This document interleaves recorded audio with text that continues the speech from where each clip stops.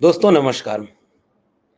आप देख रहे हैं 4 PM न्यूज़ नेटवर्क पर डॉक्टर लक्ष्मण यादव का विश्लेषण।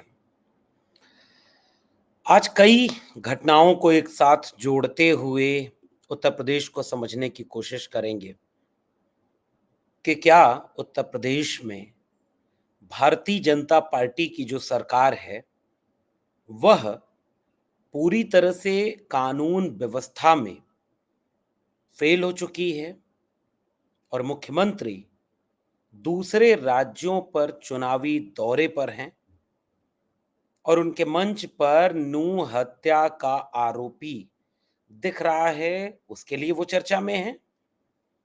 फिर कभी-कभी इस बात के लिए चर्चा में है कि कोई मौलवी उनको राम-राम बोल रहा है।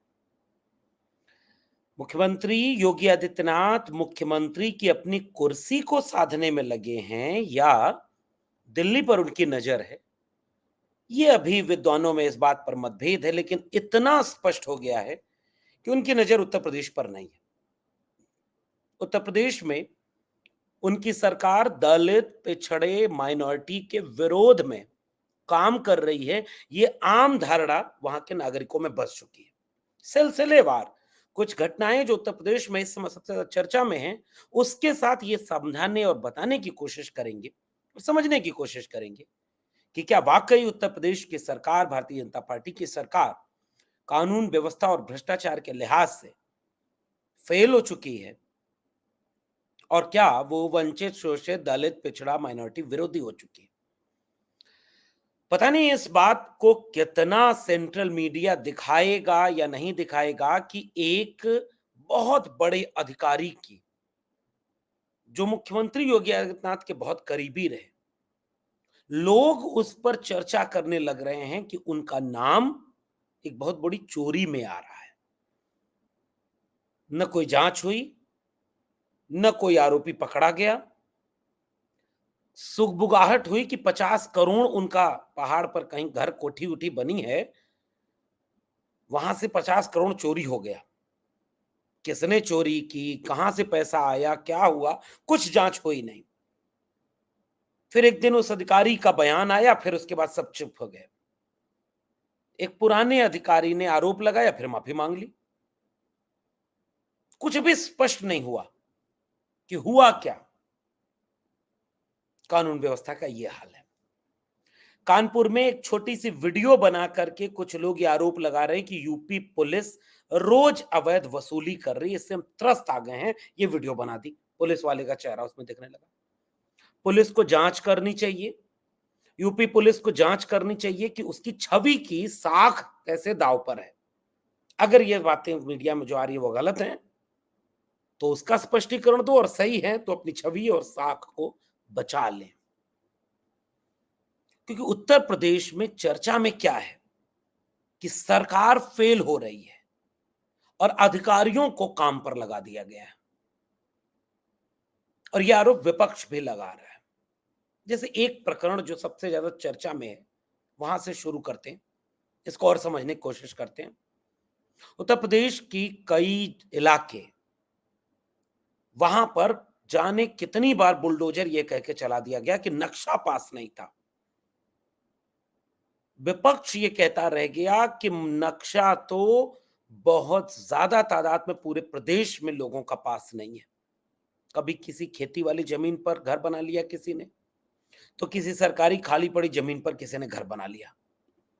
लेकिन बुलडोजर चल गया, बुलडोजर चल गया इस बात को लेकर के, लेकिन सब पर नहीं चला। उत्तर प्रदेश में एक जिला है फर्रुखाबाद। फर्रुखाबाद में 30 साल पुरानी लोगों के आवास बने हुए हैं। आवास किस जमीन पर हैं, इसको लेकर के विवाद है।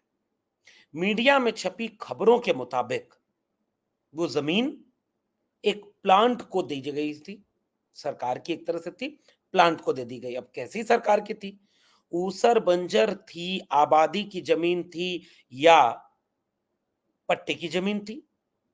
उत्तर प्रदेश में जब आदरणीय मायावती जी का शासनकाल था, तो सरकारी पड़ी जमीन पर उन दलितों, वंचितों, शोषितों को पट्टा करा दिया गया जिनके पास 1 इंच जमीन नहीं थी। और जमीन का सवाल बहुत पुराना है इस देश में। जो जमीन को जोते बोए वो जमीन का मालिक होए, जो जमीन सरकारी है वो जमीन हमारी है। जमीन के बिना आप कल्पना करिए, किसी के पास सैकड़ों एकड़, हजारों एकड़ जमीन और एक बहुत बड़ी आबादी जिसके पास 1 इंच जमीन नहीं। और अब जो वो जमीनें खाली पड़ी तो आप उत्तर प्रदेश के किसी गांव में चले जाइए, आबादी की जमीनों पर लोग घर बना लेते हैं। फिर सरकार कोई नीति उति बनाती है, उसको कहीं से सेटलमेंट कर देती है कि बने बनाए घर न तोड़े जाएं, लेकिन कुछ उसका रास्ता ऐसा निकाला जाए कि अवैध कब्जा भी न रहे। लेकिन फर्रुखाबाद के दर्जनों मकान कई बुलडोजर लगाकर ध्वस्त कर दिए गए।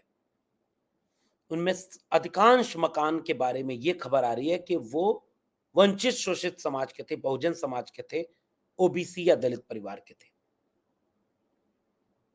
क्या 30 साल से अगर कोई मकान बना लेता है तो उस मकान को सरकार यूं ही ध्वस्त कर सकती है? रोते बिलखते सामानों को कूड़े में तब्दील होते लोग चुपचाप तमाशा देखने को मजबूर कर दिए गए। घर बना 30 साल रहे, जो बच्चे उस घर में पैदा हुए होंगे, किसी की शादी उसी घर में हुई होगी, बूढ़े माँ बाप का इलाज उसी घर में रहा होगा, किसी कोने कोई छोटा सा बच्चा दिया जला के या लालटेन या बल्ब की रोशनी में अपना भविष्य सुधारने की पढ़ाई कर रहा होगा, कोई बच्चा खेल रहा होगा, कोई महिला खाना बना रही होगी, कोई बच्ची पढ़ रही होगी, और सबने अपने घरों को टूटते हुए देखा, बिलखते हुए कहा कि हमारे बच्चों की हाय लगे तुम्हें। और इसीलिए विपक्ष ने इस सवाल को उठाया। अखिलेश यादव ने कहा कि जिन्होंने घर बसाया नहीं, उन्हें घर बनाना भी नहीं आता, घर गिराना आता है। सरकार और पुलिस का पक्ष यह है कि जमीन आपकी नहीं थी, हमने घर गिरा के खाली करा दिया। क्या उत्तर प्रदेश के उन घरों पर भी बुलडोजर चलेगा जिनका ताल्लुक किसी न किसी रूप में सत्ताधारी खेमे से है? अब जब मैं किसी न किसी रूप से कह रहा हूं तो उसमें आप जो जो फिट कर सकते हैं करते जाइए। राजनीतिक दल से फिट करिए नेता का घर है क्या? जाति फिट करिए मुख्यमंत्री की जाति है क्या? और जब मैं जाति कहूं तो फिर नाराज मत होइएगा। योगी होने के बाद भी लोग अपनी जाति बताते हैं, जाति के नाम पर बांटते हैं, जाति के नाम पर सारी राजनीति करते हैं। उनके घरों को नक्शा चेक करके कितने गांवों में गिराया गया जिनका ताल्लुक सत्ता और ताकत से है, जो कमजोर हैं, शोषित हैं, वंचित हैं, उनके घरों को कागज देख करके गिरा दिया जाए। बशीर बद्र ने एक शेर लिखा था कि लोग टूट जाते हैं एक घर बनाने में, तुम तरस नहीं खाते बस्तियां जलाने में। उजाड़ दिया। उत्तर प्रदेश इसलिए सुर्खियों में है। उत्तर प्रदेश इसलिए सुर्खियों में है क्योंकि बुलडोजर इतना चलाया कि बुलडोजर को न्याय का प्रतीक बनाकर चला दिया जाए। किसी पर आरोप लगा, बुलडोजर चला के घर गिरा दो। अभी न न्यायपालिका में जांच हुई, न पड़ताल हुई, न आरोप साबित हुआ, न सुप्रीम कोर्ट को न्यायपालिका ने सजा दी, लेकिन बुलडोजर सरकार चला देती है। और कई मामलों में हो चुका है ये। और वो सारे मामले दलित, पिछड़े, अल्पसंख्यक विरोधी हैं, जिनके घरों पर बुलडोजर चला है। और यही मामला फर्रुखाबाद में सामने आया। उत्तर प्रदेश सरकार के ऊपर इसलिए उसकी साख दांव पे लगी है कि क्या वो घोर जातिवादी और सांप्रदायिक तरीके से नियम, कायदे और सरकार चला रही है? क्या उसकी पुलिस, उसके प्रशासन, उसके अधिकारी जो ये काम करके आका को खुश करना चाहते हैं, वो उसी रास्ते तो नहीं है जिस रास्ते 50 करोड़ की चोरी घर में हो जाए? कितने अपने रिश्तेदारों को कहां-कहां फ्लैट और जमीनें खरीदा दिया जाए? क्योंकि सत्ता के करीब रहेंगे तो सत्ता को खुश करना पड़ेगा, और सत्ता को खुश करना पड़ेगा तो सत्ता जो चाहेगी उससे बढ़ करके 4 कदम करो। इशारे में कह दो, देखो यादवों का बस्ती उजाड़ दी, देखो मुसलमानों पर बुलडोजर चला दिया, देखो यहां पर क्या कर दिया। उत्तर प्रदेश की सरकार की साख यहां दांव पर लगी है। उत्तर प्रदेश के कई इलाके ऐसी-ऐसी खबरों से लगातार, अब जैसे उत्तर प्रदेश के फतेहपुर जिले में इंटर कॉलेज की एक छात्रा प्रिया मौर्य अभी तक ये कहानी सामने आ रही है कि उसने सुसाइड कर ली। अब जरा इसको देखिए, आप राज कैसे चलाते हैं, कानून का राज कैसे होता है, इकबाल सरकार का क्या होता है। किशनपुर थाना क्षेत्र के शाहीपुर मजरे में गांव में रहने वाली राजू मौर्य की 17 वर्षीय बेटी प्रिया मौर्य फतेहपुर के खागा कोतवाली के शहजादपुर स्थित सरस्वती बाल विद्या मंदिर इंटर कॉलेज में 12वीं की छात्रा थी। साइंस की विद्यार्थी थी। बहुत सीधी शरीफ जैसे विद्यार्थी होते हैं अमूमन। बस से स्कूल और घर आने जाने की प्रयोग करती थी। कई दिनों से बस का ड्राइवर उससे छेड़खानी करता था। परेशान होकर के वो स्कूल की दूसरी या तीसरी मंजिल से कूद करके आत्महत्या करने की कोशिश करती है। ये कहानी आ रही है, कूदी है कि नहीं कूदी है, अब ये जांच का विषय है, क्या है, कैसे है, पीछे का कहानी क्या है। बहुत देर तक खबर आई कि प्रिंसिपल जो कॉलेज प्रबंधक है उसको बचा रही है पुलिस और सरकार। ड्राइवर को भले गिरफ्तार कर लिया, लेकिन अभी पता नहीं वो गिरफ्तार हुआ कि नहीं। लोग जब फतेहपुर की सड़कों पर उतरकर प्रोटेस्ट करने गए, दौड़ा के वहां के पुलिस मारने लगी। वीडियो आई है, देखिएगा। पत्रकार जो टाई लगाए हैं उसको थप्पड़ मार रही है पुलिस, भागो यहां से। और जो पीड़िता का भाई है उसको पुलिस मार करके हटा रही है कि तुमको ज्यादा कूद रहे हो, ज्यादा नेता बन रहे हो। यानी अगर आप न्याय की बात मांगे, प्रिया मौर्य एक बच्ची जो कल को बेहतर करती, इस देश का, समाज का, अपने परिवार का भला करती, पढ़ने गई जा रही है या उसे इस तरह से छेड़खानी।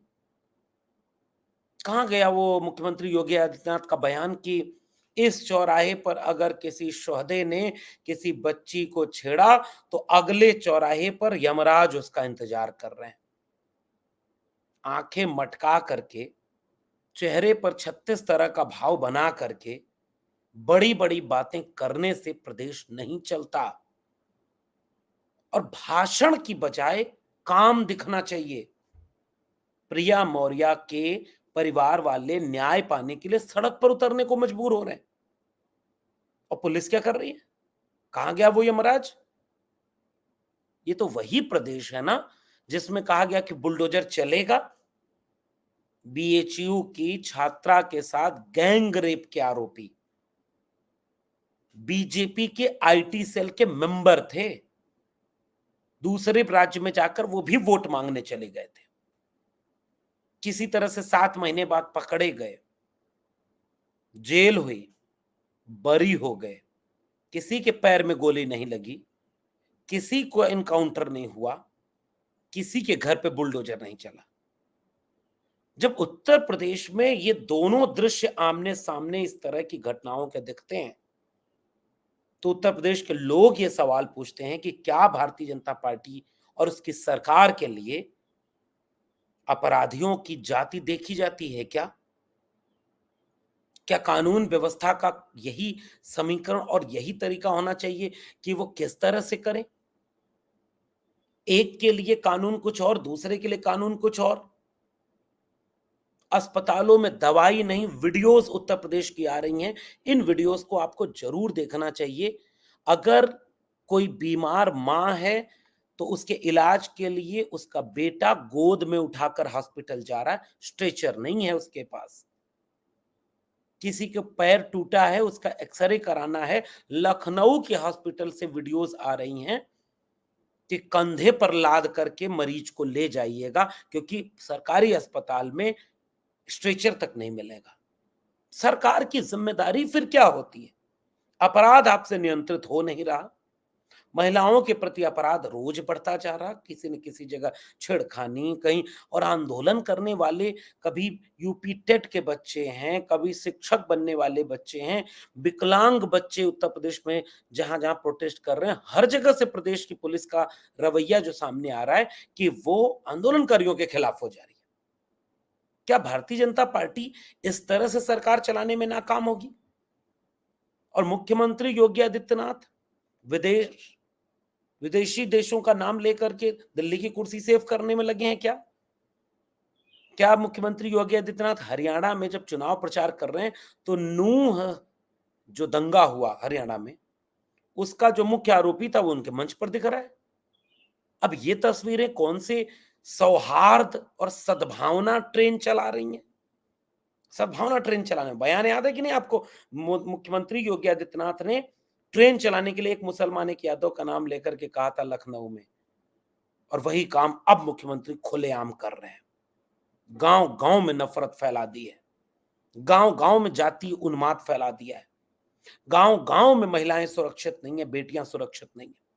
गांव कस्बे से लेकर राजधानी तक के अस्पतालों में न दवाइयां हैं, न डॉक्टर है, न स्ट्रेचर है, और पूरे प्रदेश की पुलिस भ्रष्ट हो चुकी है क्योंकि उसके ऊपर दबाव है कि इतना पैसा यहां से इकट्ठा करो। ये बात अब मीडिया में खुलेआम आती है।